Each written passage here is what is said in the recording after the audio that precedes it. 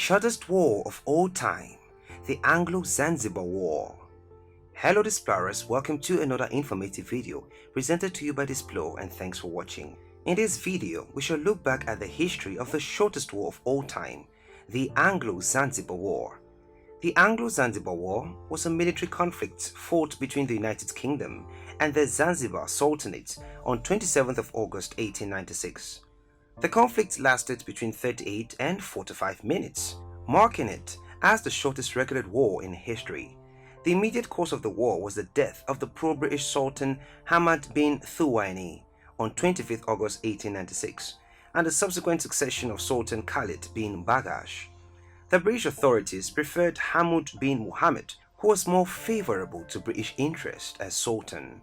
The war's duration estimated between 38, 40 and 45 minutes, with variation due to confusion over what actually constitutes the start and the end of the war, which led to the Sultan's forces sustaining roughly 500 casualties, while only one British sailor was injured. Sultan Khalid received asylum in the German consulate before escaping to German East Africa, present-day Tanzania. The British quickly placed Sultan Hamad in power at the head of a puppet government, but this short was very decisive, as it marks the end of the Zanzibar Sultanate as a sovereign state and the start of a period of heavy British influence.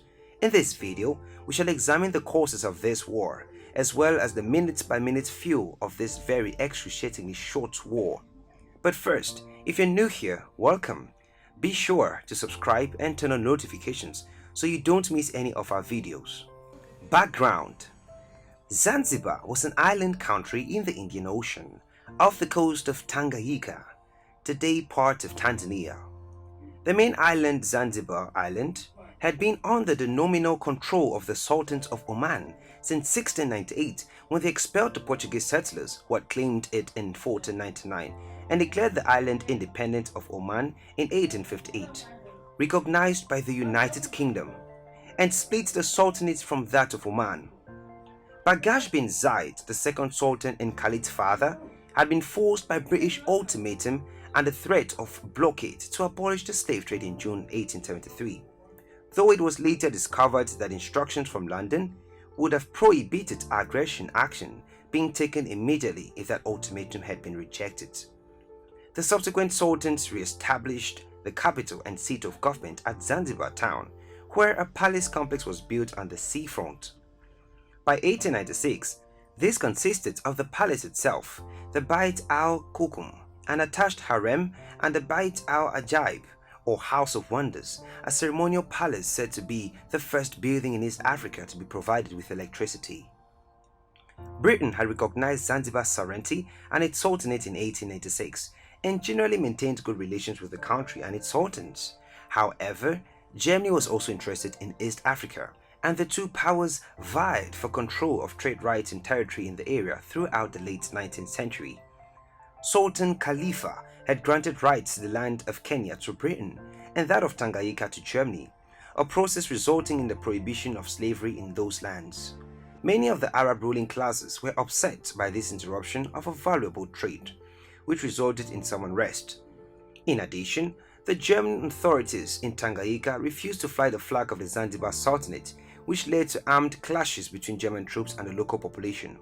One such conflict in Tanga claimed the lives of 20 Arabs. Sultan Khalifa sent Zanzibari troops led by Brigadier General Lloyd Matthews, a former lieutenant of the Royal Navy, to restore order in Tanganyika. The operation was largely successful, but anti-German feeling among the Zanzibari people remained strong. Further conflicts erupted at Bagamoyo, where 150 natives were killed by German military forces, and at Ketwa, where German officials and their servants were murdered. Khalifa then granted extensive trade rights to the Imperial British East Africa Company, EBEAC, who, with German assistance, ran a naval blockade to halt the continuing domestic slave trade. Upon Khalifa's death in 1890, Ali bin Zayed ascended to the Sultanate. Sultan Ali banned the domestic slave trade, but not slave ownership, declared Zanzibar a British protectorate, and appointed Lloyd Matthews as first minister to lead his cabinet. The British were also guaranteed a veto over the future appointment of sultans. The year of Ali's ascension also saw the signing of the Heligoland-Zanzibar Treaty between Britain and Germany. This treaty officially demarcated the spheres of interest in East Africa and ceded Germany's right in Zanzibar to eradicate slavery there, an objective they had held as early as 1804. Ali's successor was Hamad bin Thuwaini, who became Sultan in 1893. Hamad maintained a close relationship with the British, but then there was dissent among his subjects over the increasing British control over the country, the British-led army, and the abolition of the valuable slave trade. In order to control this dissent, the British authorities authorized the Sultan to raise a Zanzibari palace bodyguard of 1,000 men, but these troops were soon involved in clashes with the British-led police. 25th August 1896. Sultan Hamad died suddenly at 11:40 EAT on 25th August 1896, and his 29-year-old nephew Khalid bin Bagash moved into the palace complex at Zanzibar town without British approval, in contravention of the treaty agreed with Ali. The British government preferred an alternative candidate, Hamud bin Muhammad, who was more favorably disposed towards them. Khalid was warned by the consul and diplomatic agents to Zanzibar, Basil Cave, and General Matthews to think carefully about his actions.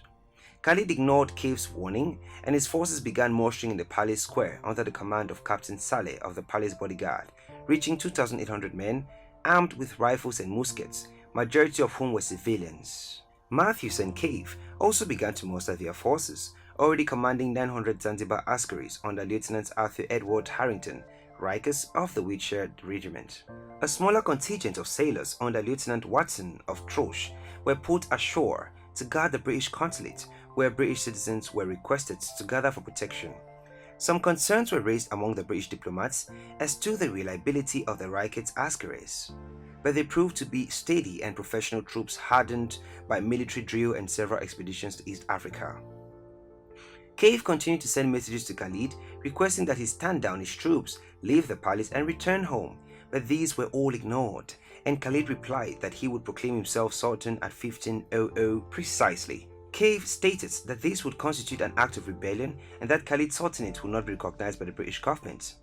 At 1430, Sultan Hamad was buried, and exactly 30 minutes later, a royal salute from the palace guns proclaimed Khalid's succession. Cave could not open hostilities without government approval and telegraphed for approval to take action from Britain. Meanwhile, Cave informed all other foreign consuls that all flags were to remain at half-mast in honor of the late Hamad. The only one that did not was a large red flag flying from Khalid's palace. 26th August 1896. At 10:00 on 26th August, the Archer-class protected cruiser Raccoon arrived at Zanzibar town and was anchored in line with Troche and Sparrow. At 14:00, the Edgar-class protected cruiser St. George, flagship of the Cape and East African Station, steamed into the harbour.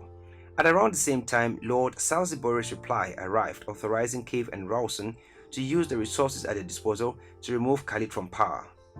Cave attempted further negotiations with Khalid, but this failed, and Rawson sent an ultimatum requiring him to haul down his flag and leave the palace by 0900 on 27th August, or he would open fire.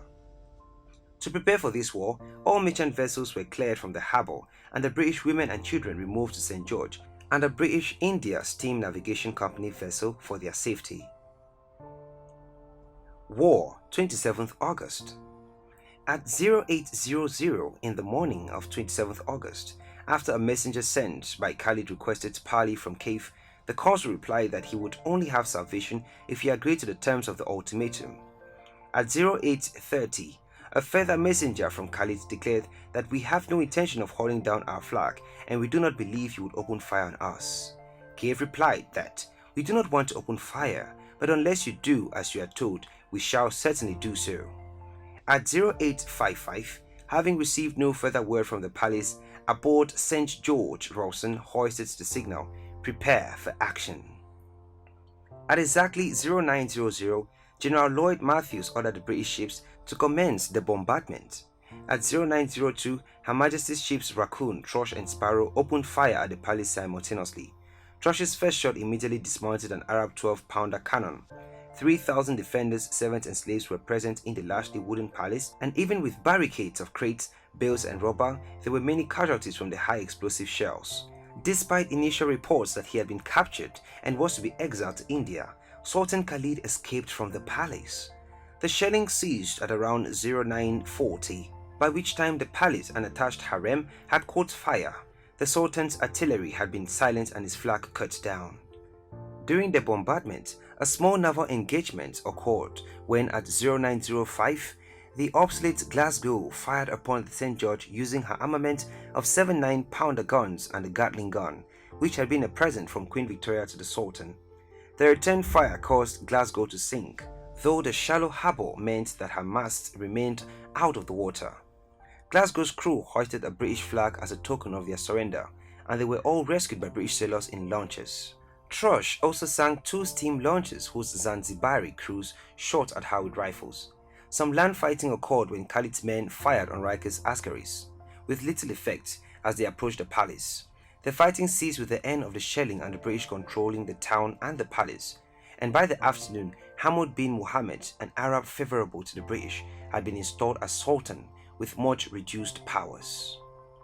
There you have it, explorers. That was the history of the shortest war of all time, the Anglo-Zanzibar War. Thanks for watching this video, and if you did enjoy this video, do well to give it a thumbs up and do not forget to subscribe and share with your friends.